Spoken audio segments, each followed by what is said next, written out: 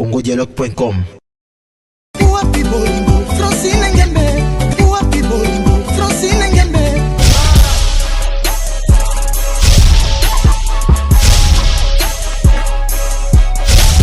congodialogue.com. Il va l'opé sanga Francine Ngembe.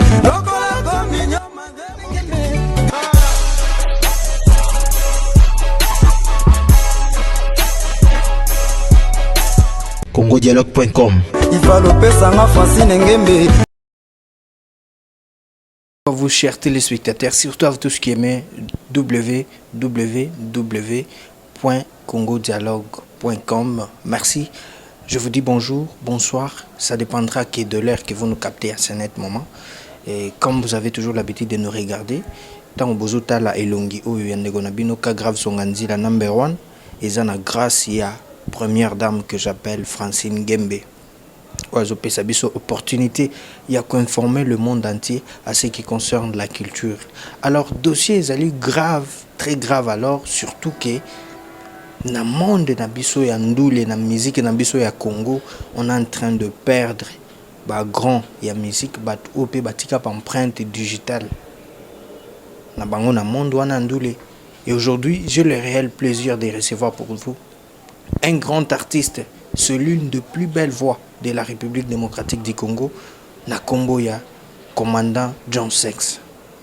Joski Kambukuta est avec nous. Tokomekana nous kosolo la penaye parce que ça fait un bon moment où vous qui pété et puis vous déclarez, il est avec nous. Je m'en vais directement lui dire bonjour papa Joski. Bonjour comme bonsoir, ça dépend bateau bakotala télévision en l'air. Merci. Donc ça dit papa Lobi bonjour bonsoir sali. Donc ça ne dépendra que na aérobino bozo tala biso siko pa na bino. Papa Joski Kambukuta. Na uti ko annoncer on a bi toko yamba yo na dit quelles sont tes impressions na ndenge peto yambio awa na dossier grave. Il a plaisir à trop parce que je crois que pas te belé balouiga moi mon laï et surtout na n'engé te repère de mon biso pa wemba ba muninga na ba makabonyo sur l'équité sauf dans un cimetière donc les années c'est comme on est né il y a solo na bino pour vendre ko baye ba ko zonga to ko yoka onga na koloba. En tout cas, merci beaucoup na bandeko bazota la biso bozo comprendre papa Joski Kambukuta. Est-ce que tokolo ba bena santé ça va par rapport à ningi zaki parce que banaki papa Joski azobela na mboka na biso pe batu ba mesana ko boma batu trop. O vanda kabwe o te akufi oh papa Joski abatu azalia tokolo ba ke santé ça va. Ouais santé nangoya nzame ezokene malamu moke na tika na problème kasi surtout ya ko tabola ne ya komte ko poser ba problème mingi mais dans ko buna muke sikoyo ngabi ke ozaki na mboka oyo sur plus de je peux dire 4 mois déjà aux alliés plus de cela oui je dis plus de 4 mois aux alliés na mboka na biso na ebité baliwa ozo ya récemment tozaki na yo na liwa Marie Misamu opesa ipe ba témoignage na yo liwa lisusu eko yiba biso wemba dio na ebité ba souvenir nini okoza nango na artiste wana lokola papa Wemba et pendant papa Wemba na ko regretter surtout parce que les Kabongo Koutika dans les maladies. Donc, la regretter sur présence Nangaï, et qui presque pas dans ma Kamouana, donc maintenant ça qui est fort tout, dans la cimetière, dans le cimetière, on a des copains pour les gens, on a un cac, mais dans les communes, ça peut dater. On a peu kolobati. Bon. Na joie qui occasion à côté mais oui ba mon ingai d'aller ezaki tellement il y a trop parce que papa Wemba azalaki moto moko tozalaki koyokana très bien et puis ngai naki na plaisir surtout ya makasi ya koloba likambo ya Papa Wemba na sens que ngai na ye toalaki génération moko donc mbula moko donc chaque fois so nakoloba na lisolo nakoloba non ngai nkola na ngai ya miziki nakoloba Papa Wemba Balita Bembo Bauta Mai nani Bopol Nantiamina donc Toali bato ya génération moko to biso baso en 1949 voilà et puis bato ayeba surtout azalaki artiste moko bato akokanisa ke toyeba na ye te mais ntango naza koapprendre bino bandeko que tobetaka na Jules toyemaka na ye mais malheureusement enregistrement ngo esalamaka te ezalaki na 1970 je crois na début na ngai donc moninga moko na kombo ya Wilson Omanga asaki ngai na ye wana ye azalaki na zaiko ngai nazalaki na afrika fesa sukisa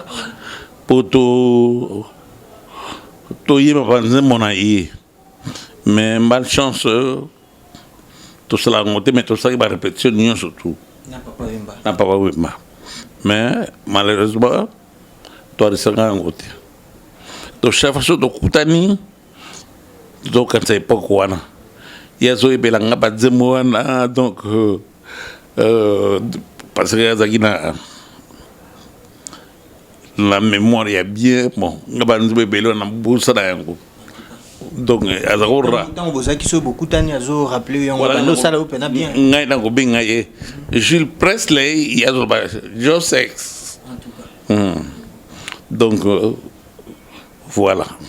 c'est ça nayebi ke ezosala opasi na motema surtout ke ozopesa basouvenir ya époque wana banostalgie nayebi na bandeko bazotala biso de partout c'est-à-dire na monde entier bato bazotala biso topesa biso banso merci kaka na première dame yende Francine Gembe oyo azosala po ke Congo dialogue ezalazala bana mboka bazala informé na domaine nyonso tout alors Papa Josky Kiambokuta sikoyo ndenge pe makambo ezokende parce que lelo ekomi kaka soki artiste akufi ote to benga gouvernement toleki na batelevizio bakonza mboka batalela biso makambo oyo yo en tant que mokolo pe ya mboka parce que ntango bazotala bagrand na musique bato bafaire propulser rumba vous y êtes est-ce que ozomona ke nzela wana eza bien to eza mabe tandis que bosala ba œuvre oyo kosala ke bino ba artiste il faut bo survivre na ba œuvre na bino est-ce que elikambo wana ke soki artiste akufi sengeli bakende kosengaka na gouvernement eza possible to eza possible te ezali faute bango te ezali faute banani te ya pas musicien te parce que bon je crois que ezali ndenge bakambaka biso na deuxième république ate na bato bakodirige basociété wana donc ntango mosusu ekokisaki mpenza mokala nango te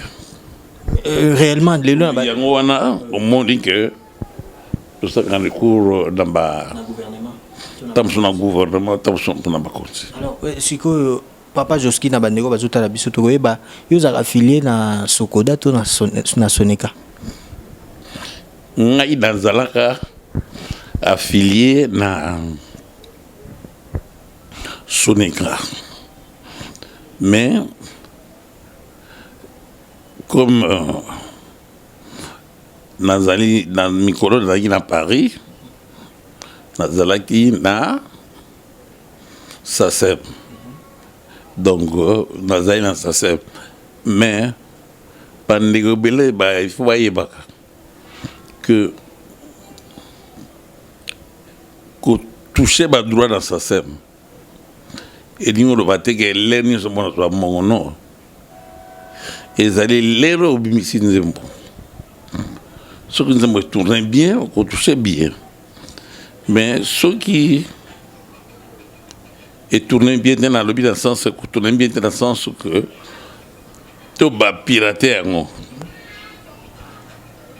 au travail à perte.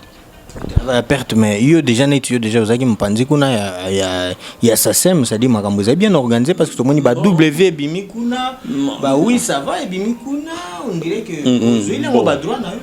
ba droit d'accord mais t'as expliqué que si tu as malchance il y a cause de ba pirate donc piraterie et l'équipe trop donc tellement pirate va l'équipe belé donc ça ko bébé ça musala ils ont bébé ça musala mais tu yamba qui peut écouter vers qui ce qui a mongana a témoigné le qu'il y a deux artistes kaka bino mokopé ba tu bozo facilité il y a des artistes au bazo facilité peut piraterie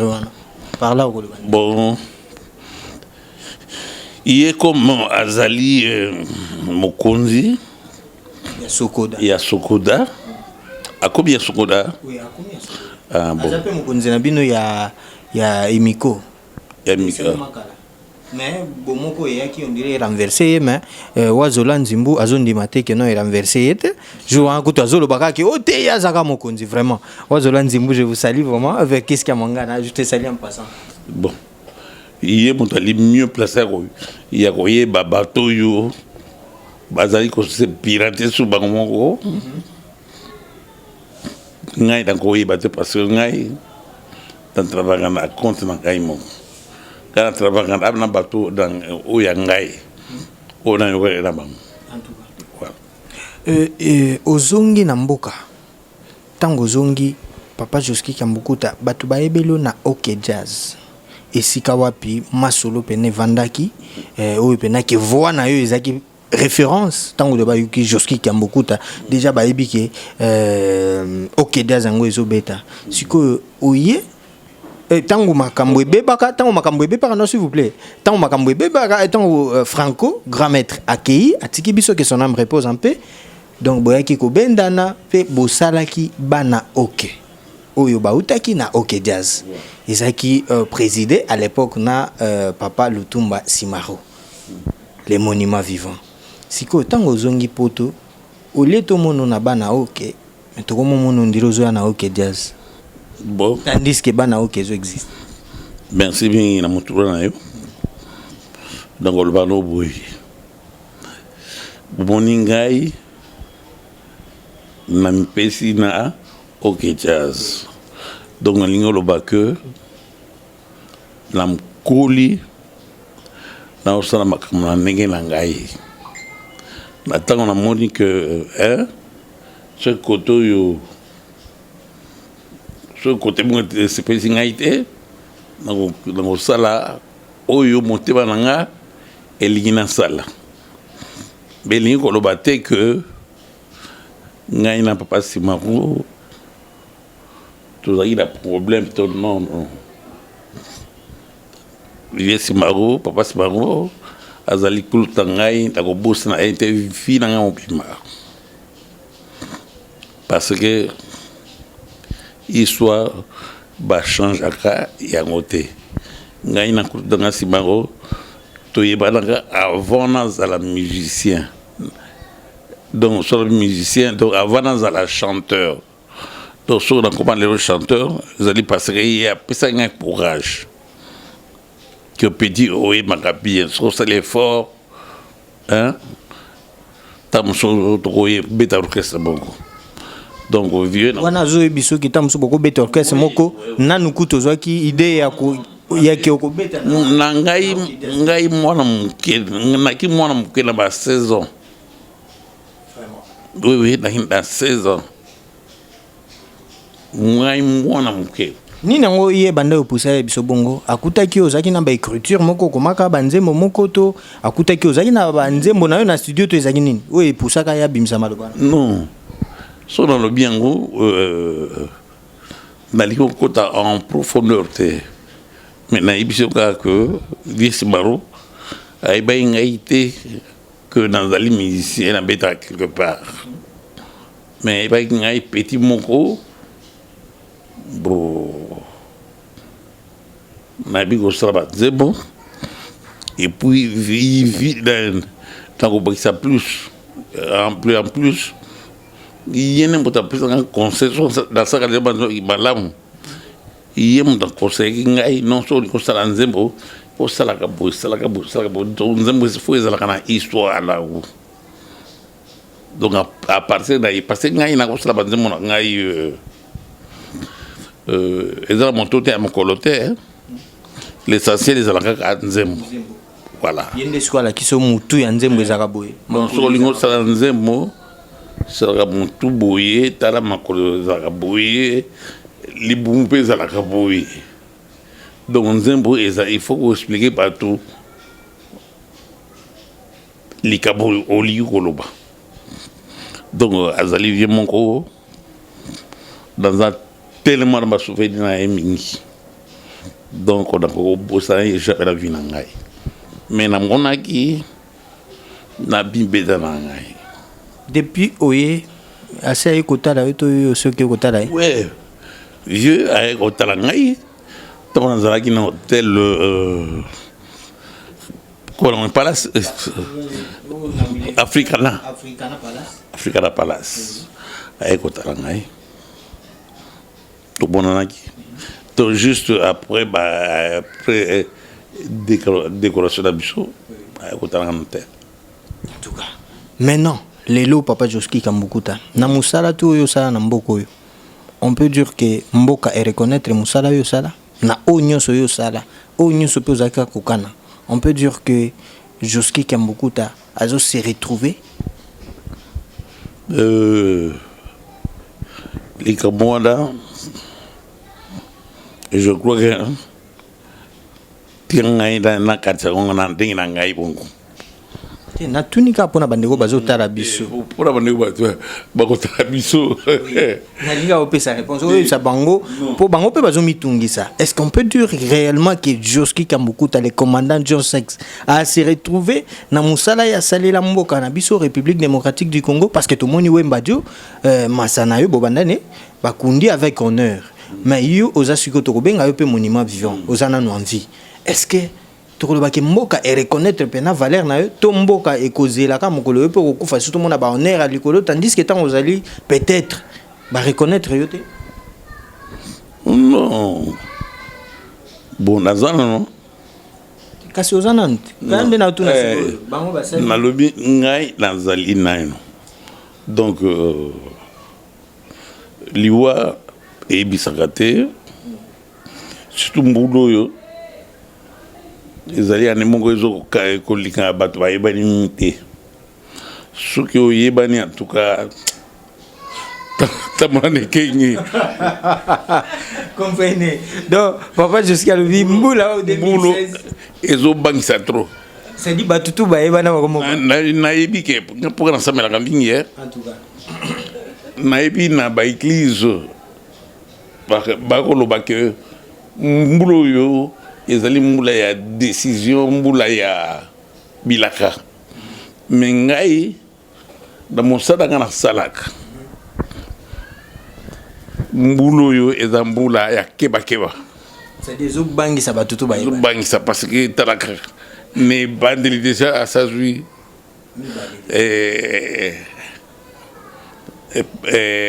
lekina ngai marimi sabo après ndeko na ngai bato kako bayibana makasi semaine passée ministre de culture Banza Mukalaï voilà karaté donc maître Torotalaka batango bato bayebani et puis na yiko yoka susuke no de ko na biso ya babar comme na ye Sony Et tu es où? Et tu es où? Alors, et comme Bangisa Doba, comme vous et Banimingi, la moni mboulou, attention. Keba Keba. Donc 2016, nous là, Keba Keba. Vous comprenez, Papa Joski Azoloba. Alors, Papa Joski, n'est toujours sur en tant qu'artiste. Ndenge ce qu'on est aux alliés, activité na yo musicaux, to kolo baki, ils allaient stopper parce que vous avez un moment de convalescence, to Papa Joski Azali ko exercer Moussala na comme il se doit. Donc pour le moment, Moussa Nangai est allé un peu dans stand-by. Donc,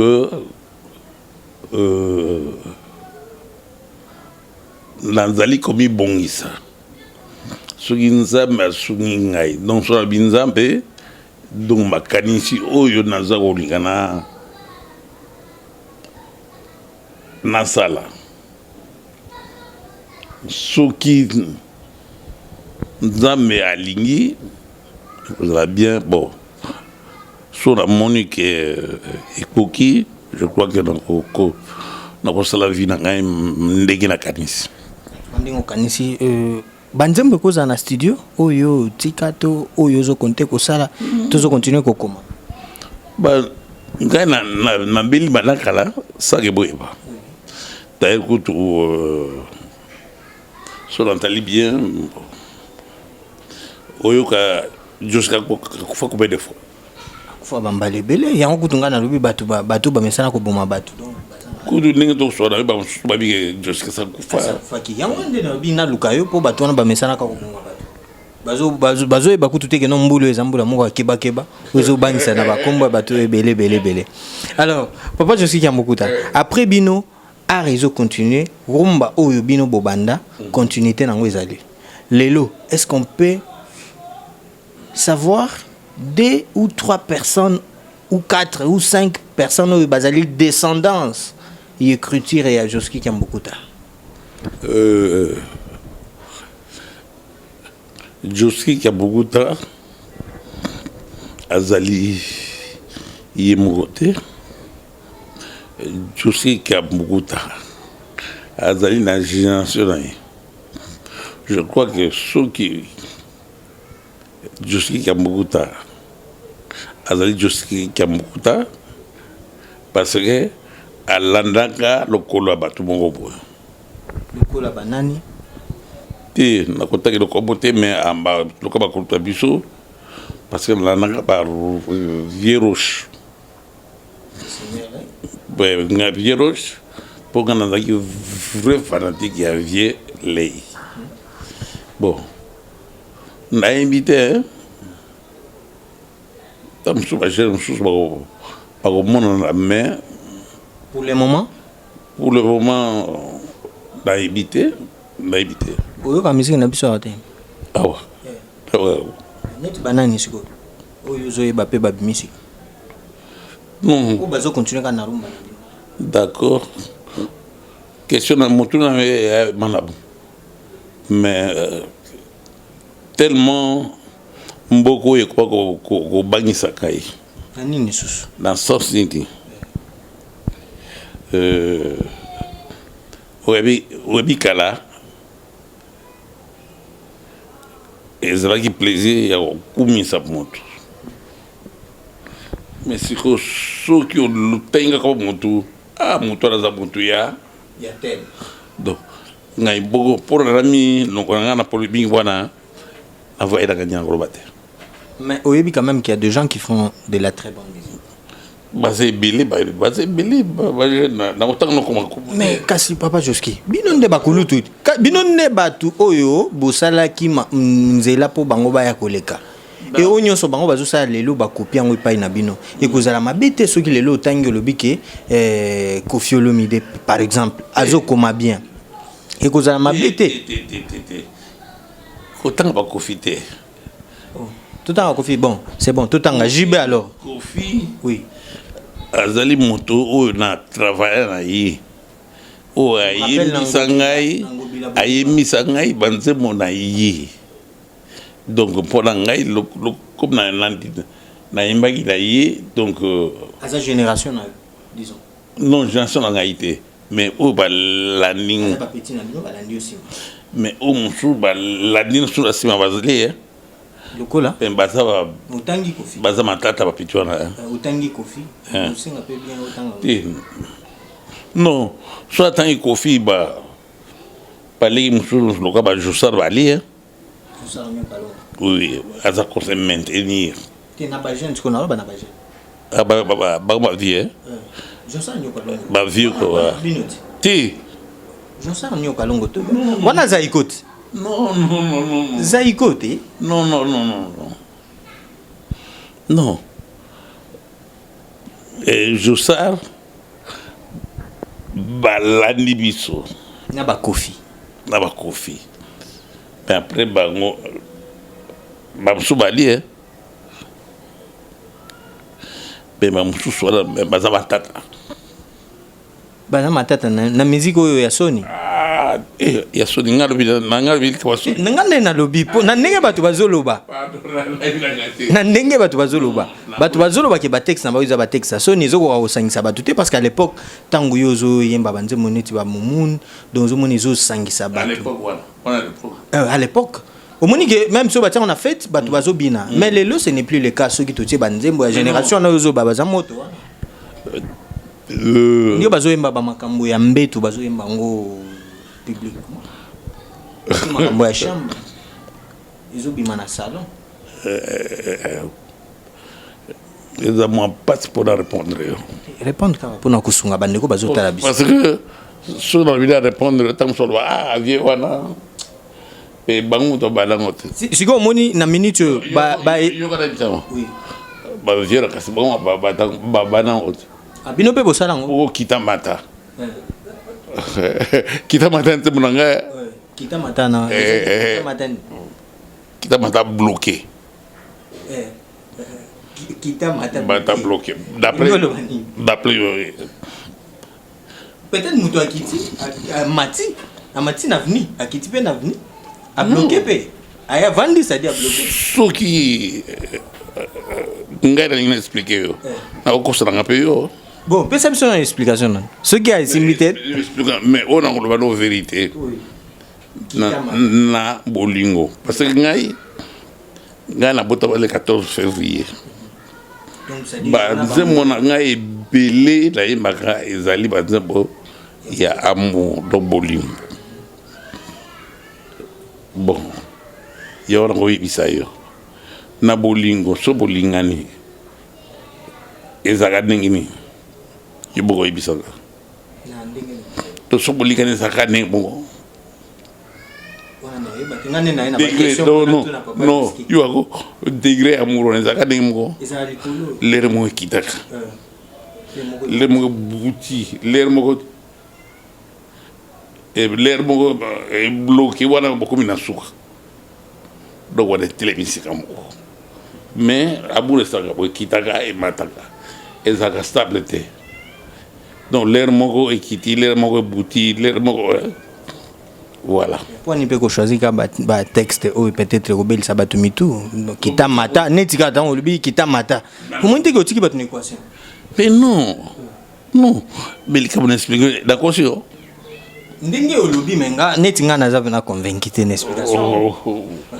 n'explication na bi que no ya Willy Moucheni pe azota biso peut-être ça peut convaincre donc na obosa na pété ko pesa bambota trop na Malira Molai donc azolanda pe biso pourquoi pas madame Cécile Lungo donc bienvenue au pays et pourquoi pas na ba tout bazo soutenir biso de près ou de loin en tout cas on est ensemble avec vous Tobo Sanipete président Gilles Maswa oyo azo continuer pe kotala papa Juski qui a beaucoup taillé alors papa Juski mais bino bato ba prena biso te na pesa mbote libanga te na pesa ka ba mbote na signaler ba ko batala biso merci alors ndena bandolo ba pourquoi ko choisir ka texte one donc moi ba titre moko boye parce que il y a même des titres belé oyo ya couper ça belé na album na yo belé au moins que non titre moko so mona que au bon que titre a troublé yo. Oui, moi personnellement, Kita Mata, donc ça dit déjà beaucoup de choses, papa. Mais non, Kita, Bolingo Kitaka, Bolingo Matakapé. Est-ce qu'ils en ont 160 $? Ah oui. Mais quand même, il y a un peu de mutu mutu pas quoi raisonner pendant que voilà batrambo kala biso ba imagine kaka na ningo ya mabe net na ndenge pe ya mabe na yo poko za bien non apparemment ba te belé baloba yo pena apparemment oza qui amoureux non otiki sénation wana siko kasi on ne pona loba ke bango ba yi ko mboite binote ba yi ko mboite même pas au bino bobandaki non on moni que likabolobi ils non Walter quand on peut sur exemple de ce que le bilan likabona so no bilika mwana bakolbate bino mo banaki yago bosalaki bakita mata parce que bato ba bebele on bon temps on demande de par exemple ngana sala ba interview et bilin pour aller le kwana mais après bah il faut comprendre que non azaki la raison bah il couper sur raison bah il couper sur raison t'as nous expliqué non que dans la côte amour et kitaka et boutaka donc ils ont stade de présenté donc la temps amour et qu'on quitte donc moi mais le cas de moi dans le Bible par exemple la ligne la ligne kayo makasi ça nga likamo monko ngana ligne kayo makasi soki na moni yo te da soka trouble et ça personne so lingi moto so mozo pona moto mote et ça gani ça moi va vertige la tranquillité voilà et ça moi solo voilà apparemment Ozaka amoureux makasi tant Ozaki trop jeune oh pourquoi dans ta vie fille non tant Ozaki trop jeune non na bi tant Ozaki trop jeune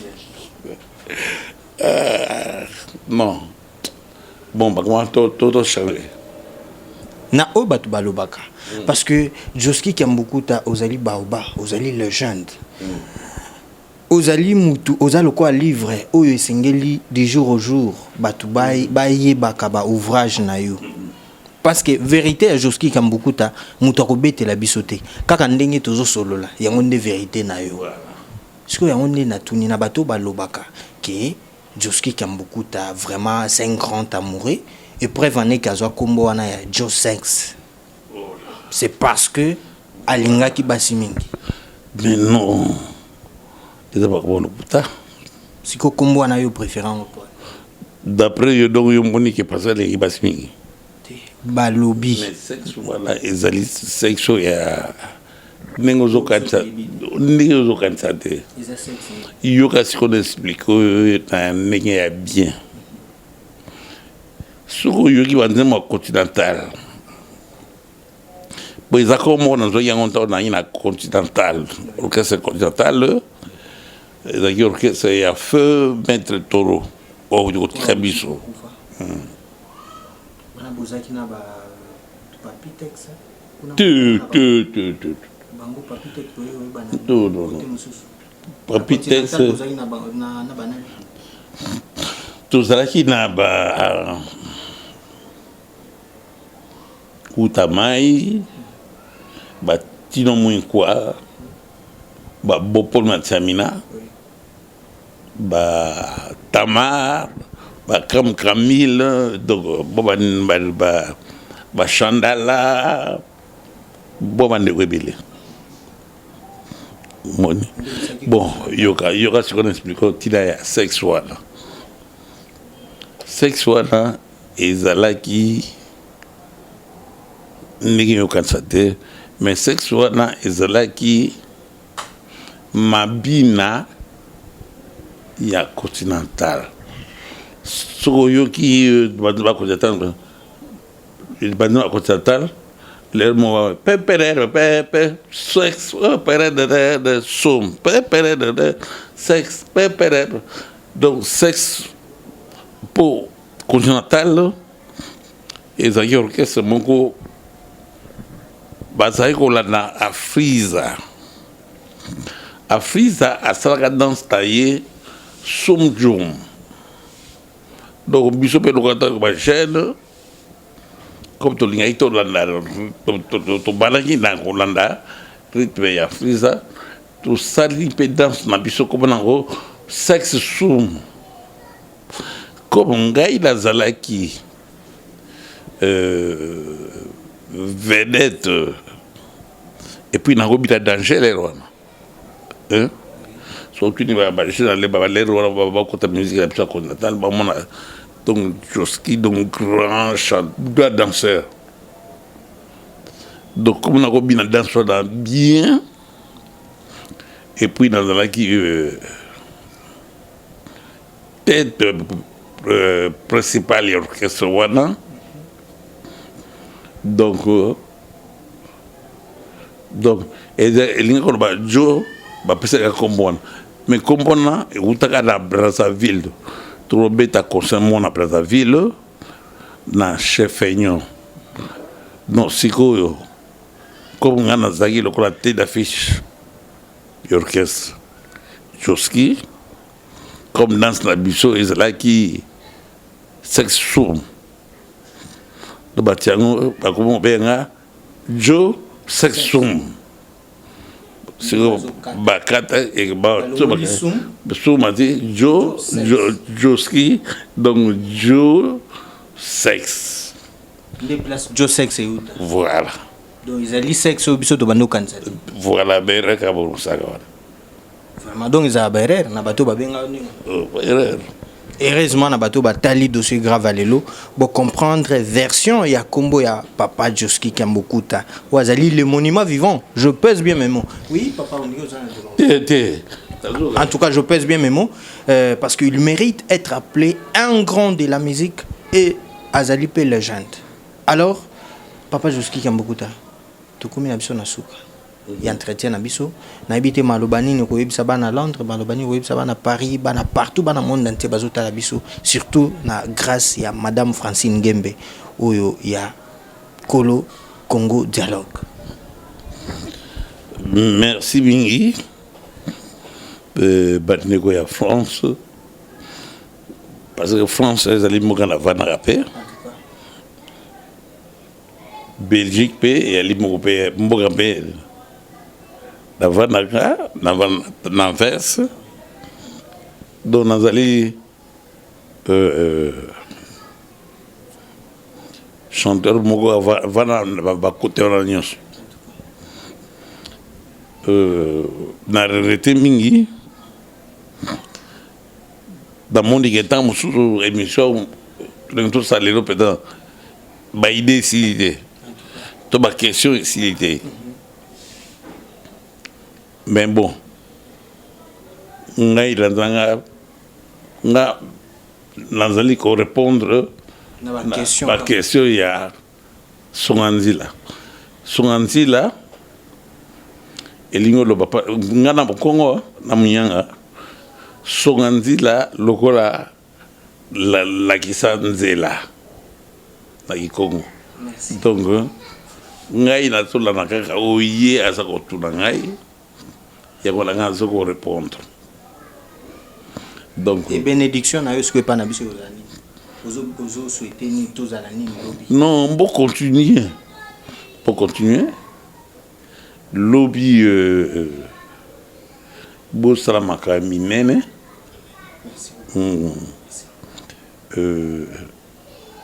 Sur le lobby, Boumena. Ça va?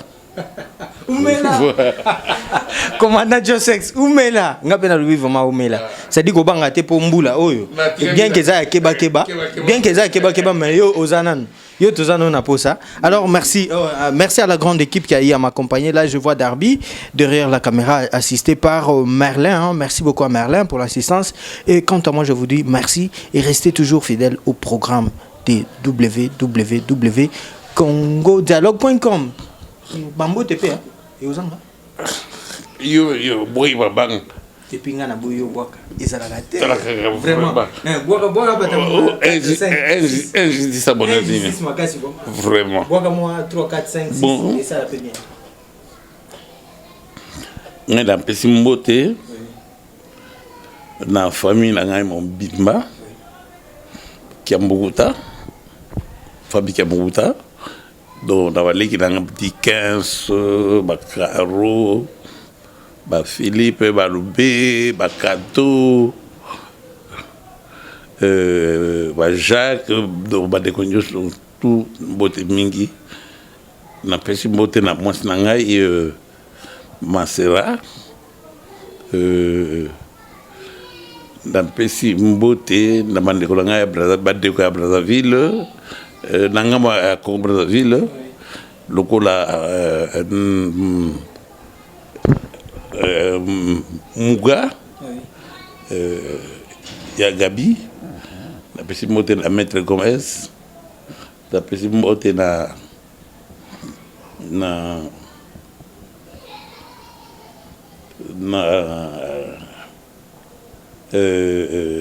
Ilo na enfin maintenant baleki tellement évelé En tout cas. et puis na poto la pesi mbote na Kokar Masago ba webi te Non na évité. Na bi que grâce na na eba. oh te so eba parce que après dans ba to évelé da ba Chandra da ba Inda za producteur. producteur bon na Paris da ba de so Paris lokola ba ma buse Bagi Malauka Florico Bani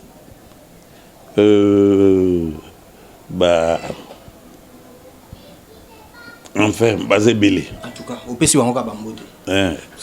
Merci d'apprécier Bambote. Merci. Restez toujours, comme je le disais, restez toujours fidèles au programme de www.congodialogue.com. Quant à moi, je vous retrouve à très prochainement avec un autre invité. Ciao. congodialogue.com.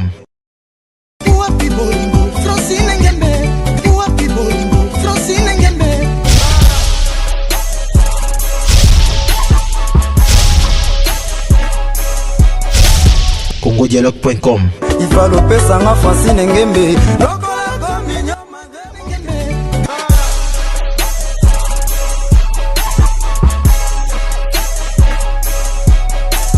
congodialogue.com. Ifa lopesanga Francine Ngembe